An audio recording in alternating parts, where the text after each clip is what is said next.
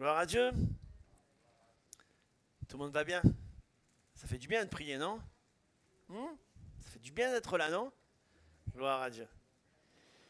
La thématique de ce jeûne, vous savez que à partir de ce soir jusqu'à vendredi, nous sommes dans cette semaine de jeûne et prière.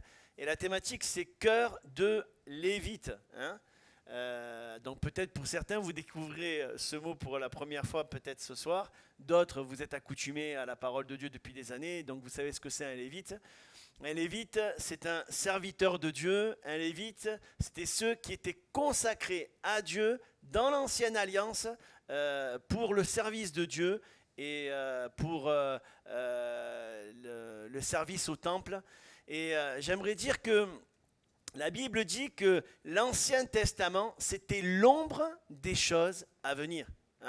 Vous faites, je suis en train de marcher, il y a le soleil qui est derrière moi, je ne suis pas Peter Pan, l'ombre elle ne fait pas ce qu'elle veut, elle ne monte pas sur les parois du mur, mais mon ombre va suivre les gestes que je vais faire, oui ou non? C'est ça, l'Ancien Testament c'était l'ombre des choses à venir. Quand ils faisaient les sacrifices d'animaux, c'était l'ombre des choses à venir, c'était pour l'expiation des péchés, le pardon des péchés. Et ce qui s'est accompli dans le Nouveau Testament par l'œuvre expiatoire de Jésus-Christ sur la croix. Amen. Le titre de mon message ce soir, c'est comment ou les clés pour vivre des percées spirituelles dans le jeûne et dans la prière. Je crois que les principes qui sont valables dans l'Ancien Testament est valable dans le Nouveau Testament. Lorsque Moïse a élevé son bâton, a prié Dieu, il a ouvert la mer en deux. Et je crois que quand on prie aussi, il y a des obstacles qui sont devant nous et ils s'ouvrent devant nous. Alléluia. Oui, le Seigneur est capable d'ouvrir la mer en deux comme il a fait il y a 2000 ans. Oui, Jésus fait et guérit encore aujourd'hui. Il guérissait il y a 2000 ans les aveugles, voient les sourds, entendent les muets, parlent et les paralytiques, ils marchent. Gloire à Dieu. Et je peux dire sans prétention et vraiment par la grâce de Dieu que ces miracles dans ma vie, je les ai vus. Alors que j'avais 16 ans, 17 ans, que je commençais des missions en Roumanie, j'ai vu des hommes, des femmes qui étaient en chaise roulante. J'étais même pas pasteur, j'étais juste chrétien, tout simple dans la foi, tout bébé dans la foi, je ne comprenais pas grand-chose. Mais la seule chose que je savais, c'est que ce que Jésus il avait fait pour moi, il peut le faire pour les autres. Et donc j'ai vu des hommes, des femmes atteints de lèpre être guéris de leur lèpre. J'ai vu des hommes paralytiques se lever de leur chaise. J'ai vu il y a quelque temps des personnes qui avaient des jambes plus courtes que d'autres et le Seigneur a fait repousser des jambes. J'ai vu des gens qui n'entendaient pas et qui se sont mis à entendre. J'ai vu aussi des malades mourir de leur maladie. Parce que bien sûr, Jésus guérit encore aujourd'hui, mais toutes nos prières, elles sont tout le temps soumises à la volonté de Dieu. La Bible dit, nous avons cette assurance auprès de lui, que si on demande quelque chose selon sa volonté, il nous l'accorde dans le premier épître de Jean. Donc la définition de lévite, ça veut dire, le mot utilisé en hébreu en fait, ça veut dire joindre, attacher, d'accord? Leur fonction était de garder les ustensiles sacrés et de veiller en fait à la propreté du temple, d'accord? Peut-être certains hommes, vous n'avez pas l'habitude de faire le ménage. Bon, moi je confesse ma faiblesse, je le fais quand même un peu de temps en temps, mon cas. Ça m'arrive. Mais en tout cas, on aime bien que la maison elle soit propre et le Seigneur aussi, il aime que sa maison elle soit propre. La maison, c'est pas l'église, c'est pas les murs, quoique il faut nettoyer aussi ce lieu pour qu'il soit accueillant. Mais la maison, c'est mon cœur, c'est ma vie. Et Dieu veut que régulièrement ma vie soit nettoyée parce que Dieu travaille dans une maison propre. Et leur fonction était de veiller à la propreté du temple, d'approvisionner le pain sacré, d'ouvrir et de fermer les portes du temple, de chanter des hymnes, des cantiques dans le temple et diverses autres choses. Le thème par lequel la Bible désigne ceux qui appartiennent à la tribu de Lévi. En fait, Lévi, c'était le troisième fils de Jacob et Jacob a été une tribu parmi le peuple d'Israël. Il y avait 12 tribus en Israël, je dirais il y avait 2 demi-tribus, mais bref, c'est pas ça le sujet ce soir. Mais en tout cas, Lévi, de ce fils Lévi, il est sorti toute une postérité. Et ça, c'est glorieux. Je crois que de toi, Eugénie, de toi, Fernand, de toi, Viviane, il sort toute une postérité, une famille de croyants. Quelqu'un peut dire amen? Ma foi, moi, dans ma famille, il n'y avait aucun chrétien. Ma grand-mère, c'était une sorcière. Mon père, il était dans les ténèbres, lié par les esprits mauvais. Et je dis aujourd'hui, gloire à Dieu, dans ma famille, tous mes enfants ont donné leur vie à Jésus. Et ma fille sert le Seigneur, mes enfants servent le Seigneur, mes cousins se sont convertis, ils servent le Seigneur. Et tout ça n'aurait pas été possible si Jésus n'était pas venu dans ma vie. Et ce que Jésus il a fait pour moi, il peut le faire pour toi. Et ce que Dieu faisait dans l'ancienne alliance, il le fait dans la nouvelle alliance. Parmi eux, les Lévites dans la parole de Dieu, il y a Moïse et son frère Aaron, qui étaient issus de la même tribu. Les Lévites étaient entièrement dévoués et consacrés en fait au service de Dieu. On compte parmi eux aussi Samuel, Ézéchiel, Esdras, Malachie, Jean-Baptiste aussi. C'est une tribu de serviteurs et seulement les Lévites en fait ils pouvaient entrer une fois, le souverain sacrificateur, dans le lieu très saint pour le pardon des péchés du peuple, une fois par an. Et Dieu accordait sa grâce au peuple qui venait la chercher. Et oui, au travers de cet homme, il faisait l'expiation et le peuple venait chercher, voulait être gracié de ses péchés et il trouvait cette grâce au travers du Lévite qui offrait les sacrifices. Dieu est un Dieu de grâce dans l'Ancien Testament, dans le Nouveau Testament. Le cœur de Dieu n'a pas changé avec Jésus-Christ. Le cœur de Dieu, c'est un cœur plein d'amour et plein de grâce. Et aujourd'hui encore, Dieu nous accordera toujours sa grâce à celui qui viendra la chercher. Vous me chercherez et vous me trouverez si vous me cherchez de tout votre cœur. Jésus a amené quelque chose d'excellent et de parfait. Il est ce souverain sacrificateur et il a, à sa résurrection, le voile a été déchiré. C'était un voile de plusieurs épaisseurs. Qui était fait avec des peaux il y en avait certains des peaux de dauphin, c'était très épais. C'est-à-dire que même si on se mettait à 2000 hommes, on n'arrivait pas à la déchirer, c'était impossible. Et en fait, quand Jésus est mort sur la croix, à ce moment précis, le voile a été déchiré de haut en bas, comme si quelqu'un mettait ses doigts, mais c'est pas comme si quelqu'un, Dieu il a ouvert ce voile, et il a dit maintenant c'est pas une fois par an, c'est pas seulement le souverain sacrificateur, mais vous tous qui êtes enfants de Dieu, vous pouvez rentrer dans la présence de Dieu. Et oui, on peut applaudir Jésus, c'est quelque chose d'extraordinaire. Quand j'imagine ça, je fais des bons, moi. C'est obligé. Je peux rentrer dans la présence de Dieu, mais c'est grâce à Jésus. Et en tant que chrétien, on est tous lévites. Lévites, c'est-à-dire servantes et serviteurs de Dieu. Pas le pasteur seulement. On est tous servantes et serviteurs de Dieu. Et on désire tous vivre des percées spirituelles au travers du jeûne et de la prière. Oui ou non? Et on va rentrer dans le vif du sujet. Le jeûne et la prière, justement, c'est une clé pour vivre des percées. Il y a des percées, ça veut dire quoi? Une percée, c'est une avancée. C'est-à-dire, des fois, il y a des choses qui bloquent, des blocages dans notre vie. Et en fait, dans le jeûne et la prière, les choses, elles vont être débloquées. Quelqu'un peut dire amen? Récemment, je peux le partager, Daniel, là, ce que tu as vécu. On discutait avec Daniel et elle me disait que ça faisait des années qu'elle ne parlait plus à son fils.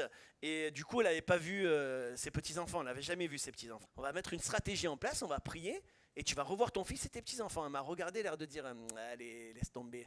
C'est vrai ou c'est faux? Tu peux dire tout ce que tu veux, ça fait déjà 5-6 ans que ça m'a. Ça faisait combien d'années? 3 ans. Ah ouais, je suis un Marseillais.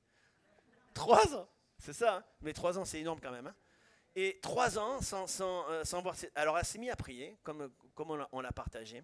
Je dis voilà, tu as prié pendant 2-3 jours et ensuite tu vas envoyer un texto d'une cœur de maman qui dit qu'elle a envie de voir son fiston. Hein. Elle a fait ça et Dieu a fait un travail et aujourd'hui elle revoit son fils, elle revoit ses petits-enfants. Quelqu'un peut dire amen? Je donne des exemples concrets, j'aurais pu en donner plein d'exemples, mais ça s'est passé récemment parce que la prière, ça marche toujours. La prière, ça marche toujours, mais j'ai besoin d'y croire. J'ai besoin d'y mettre ma foi, d'y mettre tout mon cœur, d'y mettre ma certitude.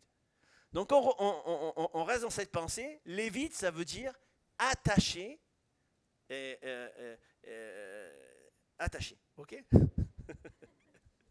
Je suis fatigué. Donc dans cette pensée, on va voir qu'est-ce que le Seigneur veut nous montrer ce soir. Ésaïe 58, verset 6. Regardez ce que c'est le véritable jeûne.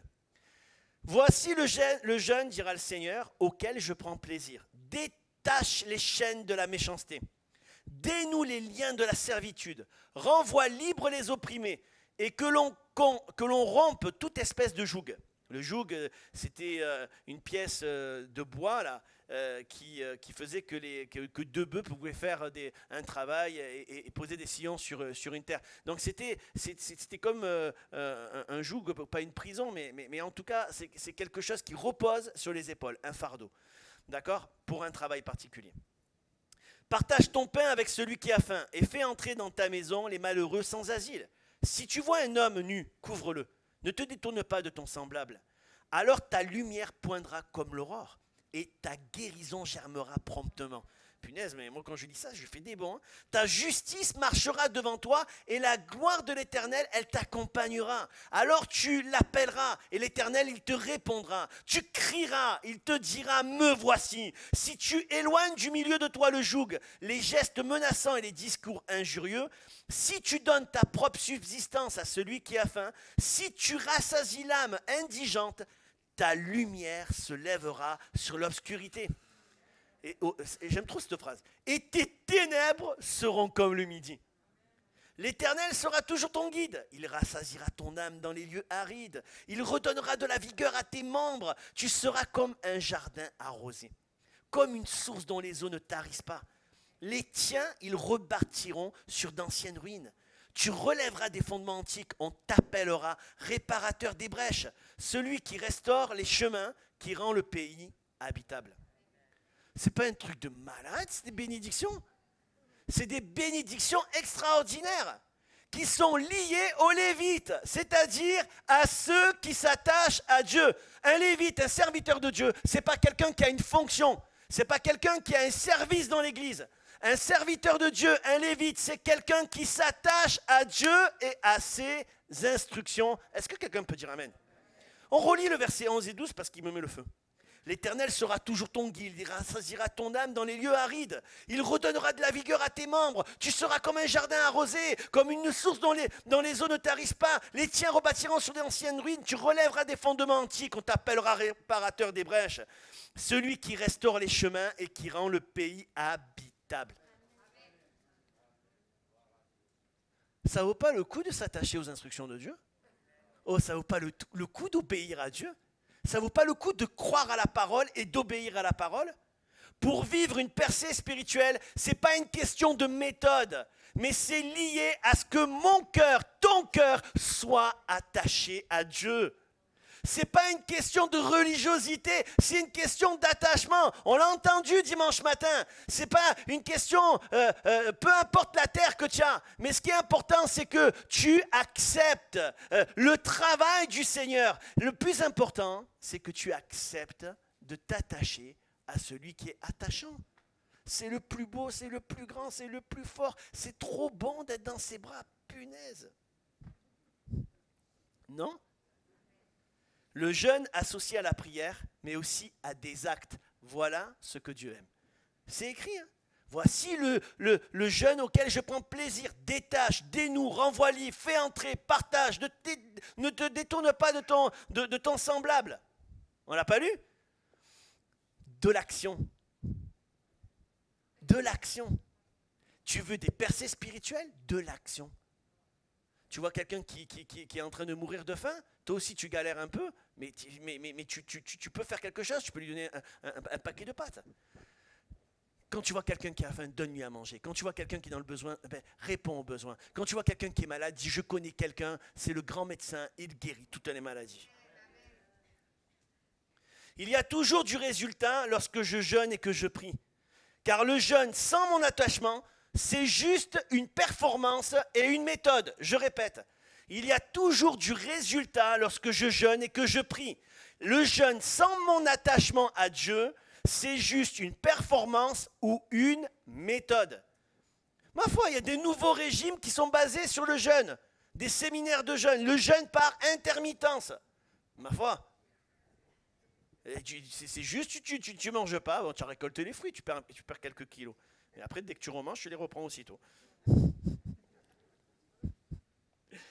Non, ça vaut le coup de prendre soin de soi quand même, hein, c'est important. Mais je crois que si on veut vivre une percée, m'attacher à Dieu. M'attacher à Dieu. Ésaïe 58, verset 6, au verset 7, tu l'apprends, tu le lis et le relis. Ésaïe 58, détache, dénoue, renvoie-les, fais entrer, ne te détourne pas de ton semblable. C'est la volonté de Dieu. C'est une clé pour vivre une percée spirituelle. Nous, des fois, on croit que c'est des méthodes, des déclarations, mais bien sûr, Dieu n'est pas contre les déclarations. On prend position, on déclare. Mais si tu prends des positions, tu as une façon de prier, de déclarer, mais qu'à côté, tu n'obéis pas à Dieu, ta prière, elle sert à rien et tu vivras aucune percée spirituelle. La percée spirituelle est liée à mon attachement à Dieu, à mon attachement à la parole de Dieu, à mon attachement à ce que Dieu aime, à ce que Dieu veut, à faire sa volonté, à obéir à Dieu. Mais ouais, c'est des mots qu'on n'a plus envie d'entendre, ça. Alors il y a du résultat. Il n'y en a pas? Il y en a ou pas des résultats? Alors ta lumière poindra comme l'aurore, c'est-à-dire ton témoignage va faire un bond en avant. Et ta guérison, percer dans la guérison. Bien souvent, il n'y a pas de guérison parce qu'il n'y a pas d'obéissance. L'apôtre Jacques dit, il y a beaucoup de malades au milieu de vous à cause du fait que vous ne confessiez pas vos péchés les uns aux autres et que vous gardez de l'amertume, comme on a entendu dimanche matin, vous gardez des choses, des racines d'amertume au fond de votre cœur. Mais déraciner, couper, casser les racines, c'est de l'action. Tu veux vivre une percée spirituelle, c'est de l'action. Mets-y du tien et des racines et tu vas vivre une percée spirituelle. Bien souvent, tu as des maladies, il y a des choses qui sont liées à nous physiquement parce qu'il y a un problème spirituel. Pas tout le temps, mais des fois c'est le cas. Et heureusement que des fois Dieu autorise et permet certaines choses dans notre vie pour qu'on se recentre et qu'on s'attache à lui. Parce que quand tout va bien, on se détache, on regarde Netflix, on fait la fête, on va faire du bateau, on va faire des promenades. Dieu n'est pas contre le fait que moi j'aime bien aller à la chasse sous-marine, j'aime bien me promener, j'aime bien faire plein de choses. Mais je crois, mon frère, ma soeur, quand il y a un attachement à Dieu, je me recentre, je m'équilibre. Je ferme la parenthèse. Et ça se termine par « si tu éloignes du milieu de toi le joug ». Donc si, c'est quoi si? Je n'ai pas été très fort à l'école, mais c'est conditionnel. Hein? Ça dépend toujours de nos choix et d'obéir à Dieu. Si tu fais ce qu'on te dit. Si tu ne m'écoutes pas et que tu touches le poêle à bois, tu vas te brûler. Une fois, je lui dis à mon fils, il y a quelque temps, Ethan, j'ai dit, Ethan, arrête de t'approcher du poêle, tu vas te brûler. Je ne sais pas ce qu'il a fait, il avait plu, il avait froid, il s'était mis en slip, là, trempé, et il s'est mis contre le poêle, le prof. D'un coup, on a entendu Kshhh. Ah ben c'est brûlé, je me suis brûlé. Eh ouais. Ah, le pauvre, après ça s'est bien passé, sa mère elle a fait ce qu'il fallait, mais il s'est brûlé les fesses. Mais avant de te brûler le derrière, avant de te brûler, ah ben tout simplement, obéis au Seigneur. Fais ce qu'il te demande. Il y a bien souvent dans plein de domaines, eh ben, on vit des frustrations, des découragements, parce qu'on ne fait pas ce que Dieu nous demande. On ne vit pas de percée spirituelle dans notre vie, on a l'impression que tout le monde progresse sauf nous, mais parce que, tout simplement, on n'obéit pas à la parole de Dieu. L'obéissance. Si tu t'éloignes, si tu obéis. Capiche? Ça rentre? Je parle pour moi aussi. Hein. On est têtu des fois. Hein. Punaise. Alors, combien de fois le Seigneur il m'a bombé de différentes manières. Hein. Aussi par mon épouse des fois. Hein. Je me rappelle, il y a une vingtaine d'années, c'était mon premier jeûne. J'avais jeûné une semaine. Mais avant de faire le jeûne comme Dieu aime le jeûne, hein, c'est pas une performance et tout ça. Bon, moi, j'avais fait ça pas dans des bonnes motivations, malheureusement. J'ai dit, Seigneur, je veux jeûner pour mon ministère, qui est un ministère plus puissant, punaise. J'avais tout compris, moi, mais j'avais rien compris du tout. Et au bout de 2, 3 jours, mes enfants, ils mangeaient, ma femme, elle faisait de la cuisine, ça sentait bon. Et moi, j'étais dans la disette, je buvais que de l'eau. Et à un moment donné, j'avais l'impression que les enfants, c'était des poulets dans la maison. Alors, ils étaient là, et ils faisaient rien de mal, ils s'amusaient, ils étaient là, papa, papa, nanana. Et moi, j'étais là, mais arrêtez de crier. Je m'énervais, mais vraiment. Et ma femme m'a dit, écoute, mon chéri, arrête de jeûner, va manger. Donc du coup, je me suis recentré, j'ai dit pardon Seigneur, et là le Seigneur il m'a bien repris après. Bref, c'est pas le sujet ce soir. Une des clés pour vivre une percée spirituelle, c'est mon obéissance, c'est mon attachement à Dieu, mais c'est surtout une disposition de cœur. C'est une question de cœur. Cœur de lévite, cœur de serviteur de Dieu. Bien souvent, on passe à côté de l'enseignement du jeûne, car au-delà d'être une absence d'aliments, c'est une absence de moi en fait. C'est de laisser la présence de Dieu agir en moi. Le jeûne, c'est un état d'esprit. Comme le dit Alex, c'est un mode de vie.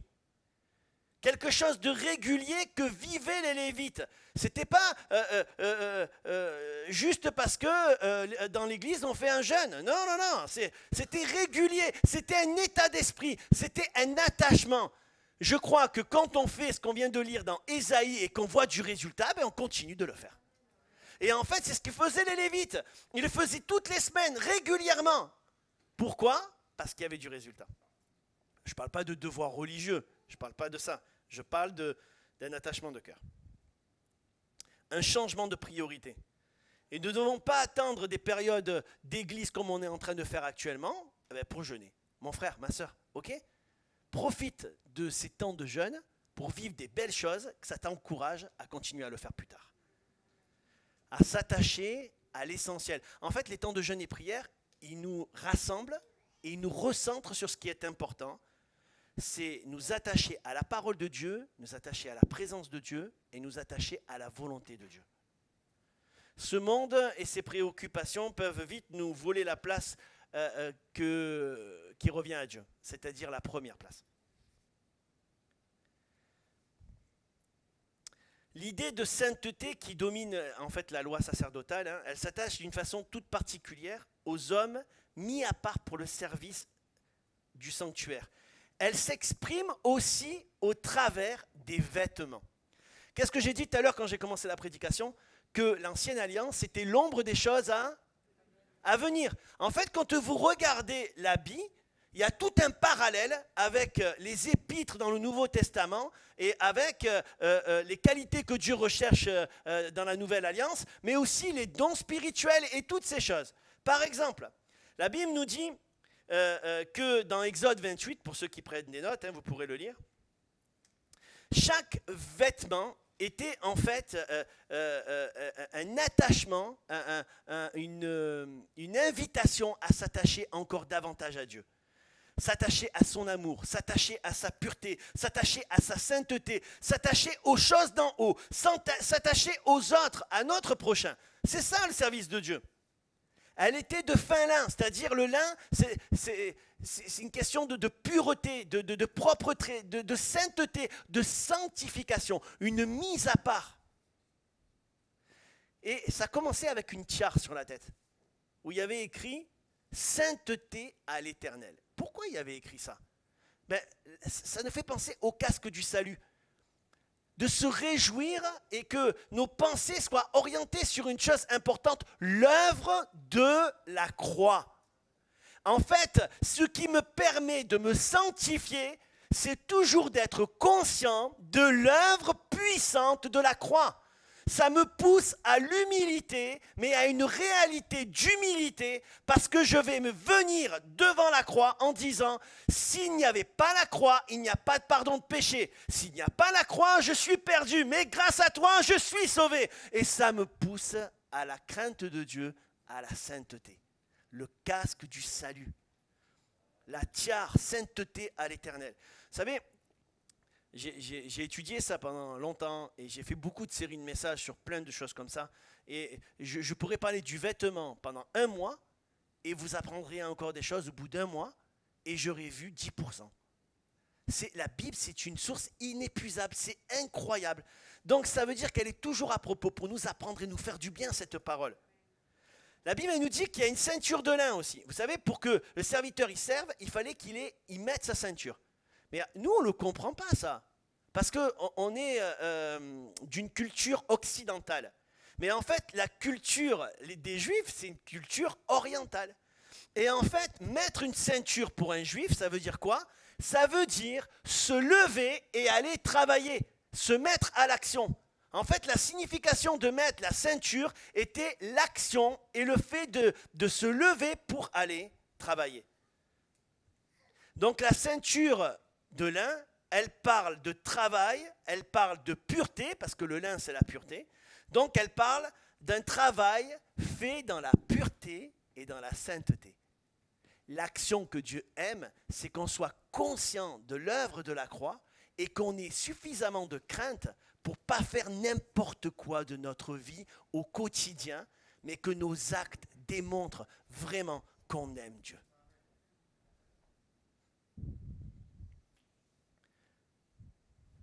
Lorsqu'Aaron, le souverain sacrificateur, il va rentrer dans le lieu très saint avec sa robe, il portera sur son cœur un pectoral. Alors, je n'ai pas envoyé la photo. En fait, c'était comme, comment on appelle ça là?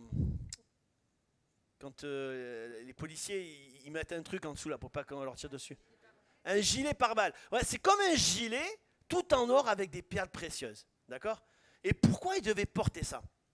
En fait, sur chaque pierre précieuse était gravé le nom des 12 tribus d'Israël. Et il devait être sur le cœur d'Aaron. Et lorsqu'il se présentait devant Dieu, en fait, il fallait que ça soit constamment là sur son cœur. Et au moment où il fait le sacrifice, il fallait que ce pectoral il soit toujours présent. Ça nous parle de quoi?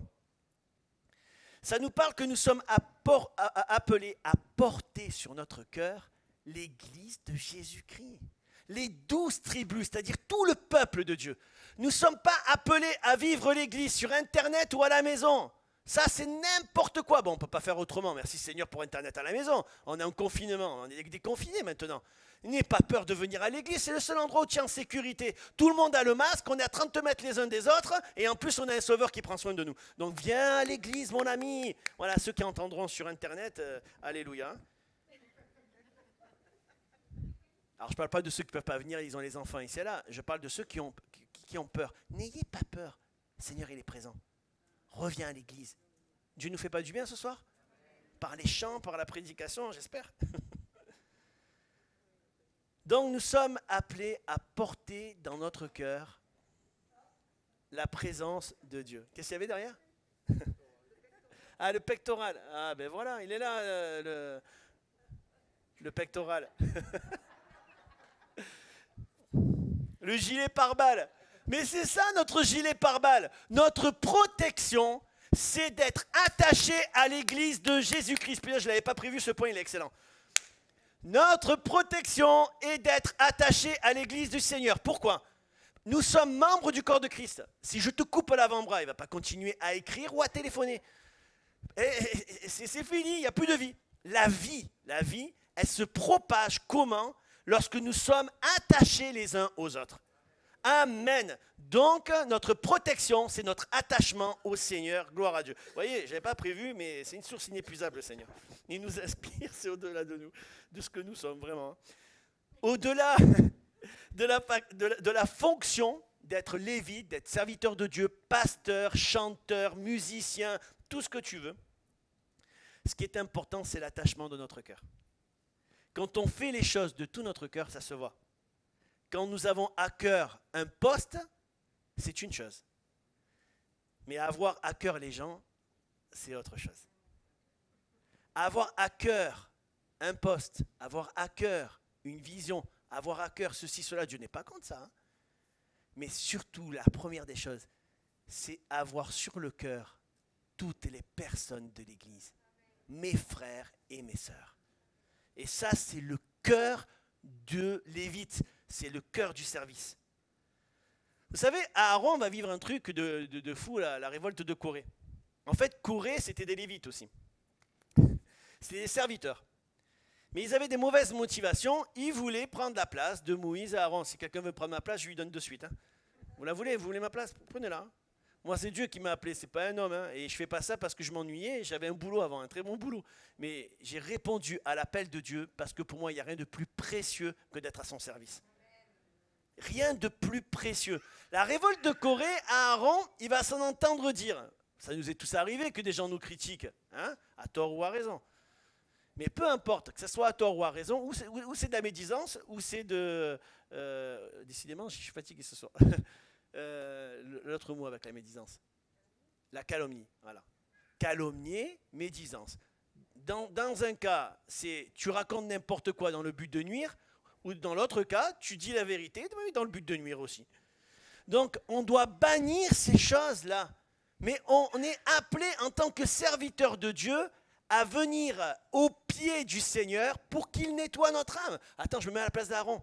Il voulait les tuer en fait. Il voulait tuer Aaron et Moïse. Et en fait, Dieu va te mettre en colère, il va avoir une plaie. On ne sait pas ce que c'était cette plaie, mais il y a eu je ne sais pas combien de morts. Et en fait, si Aaron ne faisait pas le sacrifice, tout le peuple de Dieu serait mort. La colère de Dieu, elle s'est mise. Et qu'est-ce qu'il a fait, Aaron? Il s'est dressé contre la plaie et le peuple de Dieu comme un bouclier, et ça a protégé le peuple, et le peuple a été délivré. En fait, c'est ce que je disais tout à l'heure, l'attachement aux autres. Aimer les gens, aimer son Église. En fait, c'est une protection. Et quand on se positionne comme ça dans le peuple de Dieu, on fera toujours la différence. Est-ce que quelqu'un peut dire Amen? Est-ce qu'on veut être des boucliers? Est-ce qu'on veut se protéger les uns les autres? Porter des pierres précieuses qui représentaient chaque tribu, c'est pour nous porter sur notre cœur chaque membre du corps de Christ et voir chacun d'eux comme une perle précieuse. Croire que si Dieu peut nous façonner avec une pierre, c'est brut. Il faut qu'elle soit taillée, façonnée, et pour qu'elle soit magnifique. Mais si le Seigneur, il le fait pour nous, on doit croire qu'il peut le faire pour nos frères et sœurs. Et cette attitude, elle fera toujours la différence, et c'est une clé pour vivre une percée spirituelle aussi. Le don de soi, se sacrifier pour les autres. Pasteur, s'il te plaît, donne-moi toutes les clés pour vivre des percées spirituelles. Donne-moi les phrases clés. J'ai dit, assis-toi mon petit. La première phrase clé pour vivre une percée, l'obéissance. Ça te calme? Ok. Deuxième percée spirituelle pour vivre une percée spirituelle, la guérison, la délivrance, la bénédiction, l'humilité, l'obéissance, l'attachement à Dieu, l'attachement à l'Église et le sacrifice. Aaron, il aurait pu dire, attends, ils m'ont tous critiqué, je vais attendre un peu avant de faire le sacrifice, comme ça ils vont comprendre leur douleur. Et ouais, on aurait été à sa place, on aurait fait ça. Il dit, ah ouais, tu m'as critiqué, ben vas-y, tu vas goûter là maintenant.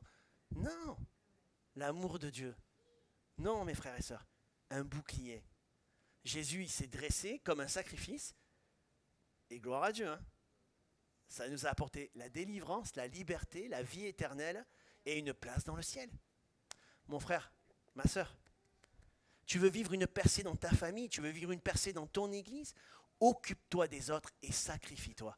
Vous savez, je suis tout le temps étonné, quand je lis les réveils spirituels ici et là, tous les grands réveils spirituels, tous les serviteurs de Dieu, les grands serviteurs de Dieu, j'allais dire, mais ils ne sont pas grands, hein, ils sont juste, ils font ce que je viens de dire ce soir.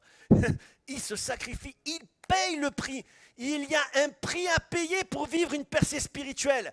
Il y a un prix à payer pour avoir une onction dans ta vie. Il y a un prix à payer pour être utilisé par le Seigneur, pour vivre des percées dans la guérison, dans la délivrance, dans toutes ces choses. C'est de payer le prix dans toutes les choses qu'on a entendues ce soir. Est-ce que quelqu'un peut dire Amen? C'est une grâce de Dieu de le servir, non? Je termine par là, 1 Corinthiens 15, 8. Il m'est aussi apparu à moi, c'est l'apôtre Paul qui le dit, comme à l'avorton. Car je suis le moindre des apôtres. Il a persécuté l'Église, lui. Hein. Je ne suis pas digne d'être appelé apôtre parce que j'ai persécuté l'Église de Dieu. Verset 10. Par la grâce de Dieu, je répète, par la grâce de Dieu, je répète encore, par la grâce de Dieu, je suis ce que je suis. Et sa grâce envers moi, elle n'a pas été vaine. Loin de là, j'ai travaillé plus que tous, non pas moi, toutefois, mais la grâce de Dieu qui est avec moi. La grâce de Dieu est avec nous pour que nous accomplissions un service. Vous savez, je discutais avec un ami, Sam Aloni, là, qui est en Inde et qui a ouvert je ne sais pas combien d'églises. Cet homme me dit, vous savez, en Europe, quand il dit vous, ce n'était pas péjoratif, il dit les gens, ils se donnent à Dieu pour aller mieux. J'ai dit, nous, en Inde, les gens se donnent à Dieu et ils sont prêts à mourir pour Dieu, pour servir Dieu. Cœur de lévite, cœur de serviteur, prêt à se sacrifier, prêt à payer le prix, prêt à tout pour le Seigneur Jésus. Prêt à démontrer par mes actes que c'est Dieu en premier dans ma vie. C'est pas ma femme qui est en premier dans ma vie. Quoique je l'aime, elle est trop belle. Elle est trop gentille. Elle est efficace dans beaucoup de domaines. Elle fait 30 choses à la fois. Moi, j'en fais une, deux, c'est compliqué. Mais elle en fait plein de choses à la fois. Donc, merci Seigneur pour l'épouse qu'elle m'a donnée. Mais c'est Dieu en premier. C'est pas ma femme, c'est pas mes enfants. Quoique, on doit s'occuper de notre épouse, de nos enfants. Comprenez bien ce que je dis. Mais Dieu en premier dans notre vie. Ce qui démontre que Dieu est en premier dans notre vie, c'est tout ce qu'on vient de voir ce soir. Est-ce que tu veux vivre une percée spirituelle? Ce n'est pas une question de méthode, c'est une question d'être attaché à Dieu. Donc, attache-toi à l'œuvre de Dieu. Attachez-vous les uns aux autres, à votre pasteur aussi. Je ne suis pas attachant quand même. Je me jette des fleurs ce soir, alléluia. S'attacher aux gens du dehors, à ceux qui en ont besoin. S'attacher, c'est payer le prix, c'est nous sacrifier, c'est obéir à la parole du Seigneur et à ce qu'il nous demande. Que pendant cette période de jeûne et prière, on prenne des résolutions d'attachement pour vivre une percée spirituelle. Vous savez, des fois, on vit des situations où c'est difficile de se positionner. Et je me rappelle, quand j'étais dans une autre église, et j'étais pasteur dans cette église, il y avait une personne qui est venue me voir et elle me dit, voilà, j'aime telle personne, je veux me mettre avec elle et tout ça. Et bon, j'ai dit, non, mais c'est pas ce que Dieu veut, c'est pas la volonté de Dieu.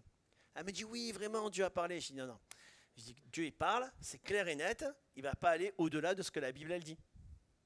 Et cette parole, elle a fait quand même, cette personne a fait quand même ce choix-là, parce qu'elle aimait la personne.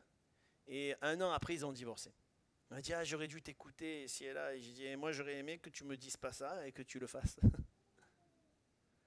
Et en fait, j'ai d'autres exemples de personnes qui ont su se positionner pour Dieu et couper. Et alors qu'ils ont fait quelque chose qui paraissait incroyable, eh bien, après, les personnes se sont retrouvées et ils ont pu bâtir et construire comme Dieu le voulait.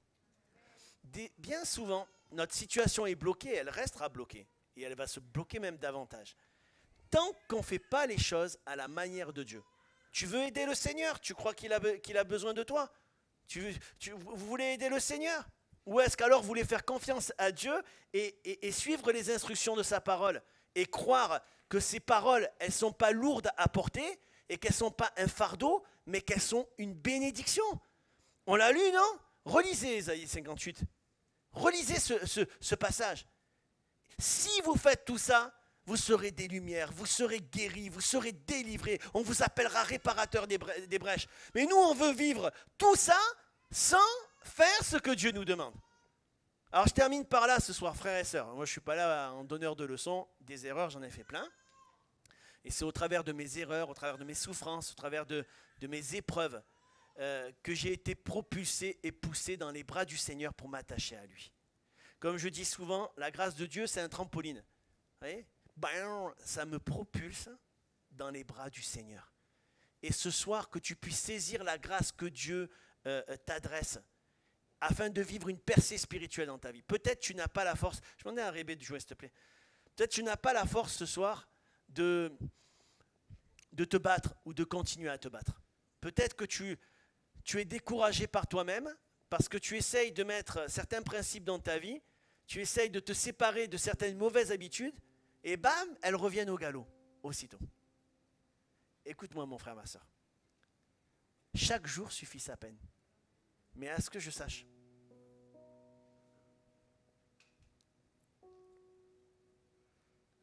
si je m'attache à Dieu, vous savez, le Seigneur il est là. Si je m'attache à lui, je me détache de tout le reste. Si je me détache de lui, mon passé, mes erreurs, mon moi, tout ce que je suis, m'attrape et m'entraîne derrière.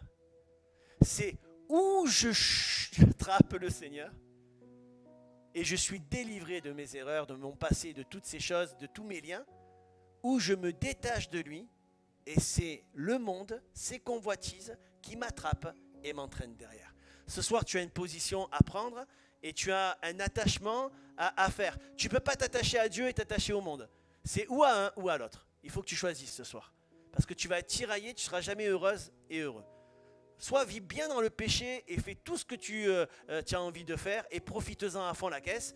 Parce que les deux, ça ne sert à rien. La Bible, elle dit que Dieu, il vomira les tièdes de sa bouche. Hein. Donc Dieu, il est en train de dire, j'aime ceux qui savent se positionner et choisir. C'est comme si ma femme, elle accepterait que je l'aime et que j'aime toutes les autres femmes aussi. Mais jamais de la vie, tu m'aimes à moi et seulement moi. T'as compris? Et elle a raison. On ne partage pas. Dieu en premier. Ou alors, fais ce que tu as à faire. Ce temps de jeûne, peut-être ce soir tu n'as rien appris de nouveau, mais moi, j'ai rien à vous apporter d'autre que la parole de Dieu. Mais en tout cas, je crois que ces principes d'attachement à l'amour de Dieu, à la présence de Dieu, c'est la clé pour débloquer ta situation. Et tu as juste besoin de le croire ce soir. On peut fermer nos yeux? Je voudrais vous encourager maintenant, à vous qui avez du mal à le faire peut-être. Et tu te dis, mais c'est pas possible, j'y arriverai pas. Comment je peux y arriver? C'est tout simplement, détache-toi de toutes ces choses. Lève-toi et attache-toi à l'amour et à la présence de Dieu. Je voudrais inviter, alors que nos yeux sont fermés, ceux et celles qui veulent vivre une percée spirituelle, que ce soit dans certains domaines, qu'il y a des addictions dans ta vie, que ce soit sur des choses que tu as vécues autrefois. Tu as un cœur peut-être brisé, blessé, piétiné à cause de la calomnie, des mauvaises paroles de certaines personnes. Et ce soir, le Seigneur veut que tu te détaches de toutes ces choses et que tu t'attaches à lui. C'est ton cas, alors lève ta main, je vais prier pour toi ce soir. Amen, amen, gloire à Dieu, gloire à Dieu. Amen, amen. Seigneur, je prie pour mes frères et sœurs qui ont levé la main et ceux qui vont écouter ce message. Que maintenant, Seigneur Jésus, il en soit fait selon leur disposition de cœur, selon leur foi. Tu dis, résistez au diable fermement et il fuira loin de vous. Mais Seigneur, je prie que là où le péché abonde, ta grâce elle surabonde ce soir. Viens briser les liens de la servitude. Au nom de Jésus, qu'il y ait des positions d'obéissance, de foi ce soir, et un attachement profond à la parole de Dieu. Si je serre ta parole dans mon cœur, comme le dira David, je serre ta parole dans mon cœur afin de ne pas pécher contre toi. Mais Seigneur, je prie que mon frère, ma sœur puisse serrer cette parole et vivre la délivrance, vivre la percée spirituelle au nom de Jésus. Je prie que cette semaine de jeûne et prière soit marquée par une semaine de délivrance. Je prie que cette semaine de jeûne et prière soit marquée par une semaine de transformation. Je prie pour que la religiosité soit chassée au milieu de nous et que tu souffles comme cette religiosité, comme une poussière et que tu viennes nettoyer nos cœurs, nettoyer nos pensées. Viens, sois le premier dans notre vie, Seigneur, et manifeste-toi dans le nom de Jésus, je prie. Amen.